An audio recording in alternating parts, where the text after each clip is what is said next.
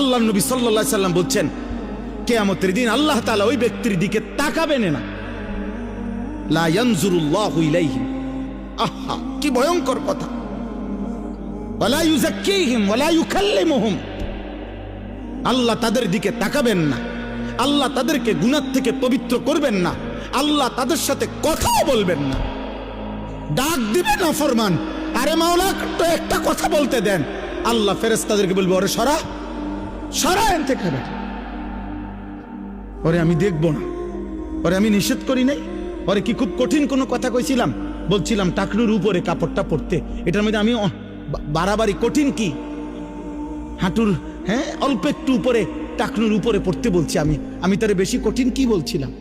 আমার কথা পাত্তা দিল না কেন? যা, তোর সাথে কথা নাই, তোর সাথে কথা নাই।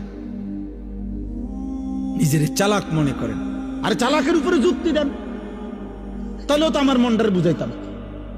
আপনি তো নিজের ভদ্রলোক, ঠিক আছে, আপনি এটার উপরে যুক্তি দাঁড় করান যে না হুজুর এর সায়েন্টিফিক ব্যাখ্যা আছে, বৈজ্ঞানিক ব্যাখ্যা আছে টাকনুর নিচে কাপড় পরা, এর উপকারিতা আপনি শুনেন। আপনি হয়তো জানেন না, আপনারা হুজুর মানুষ। হ্যাঁ, আমি হুজুর মানুষ, আমি কম জানি, আপনি বেশিটা কম।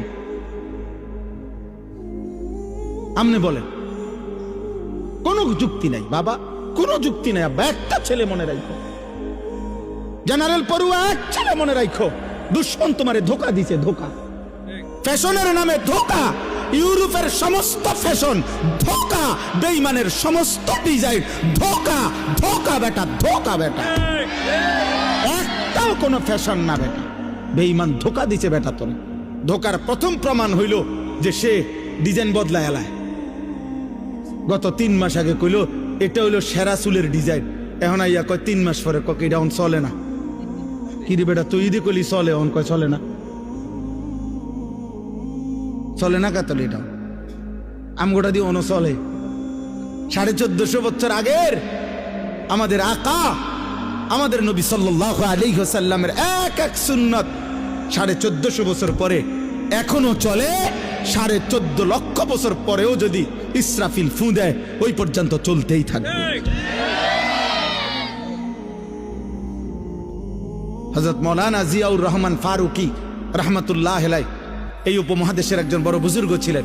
তিনি বলেছিলেন এই কথা, সুন্নাত আজীবন আন্তর্জাতিক, সুন্নাত আজীবন চলমান থাকবে। প্রত্যেক বিদআত, প্রত্যেক মানুষের আবিষ্কৃত বিষয়, সেটা ক্ষণিকে ক্ষণিকে বদলাবে।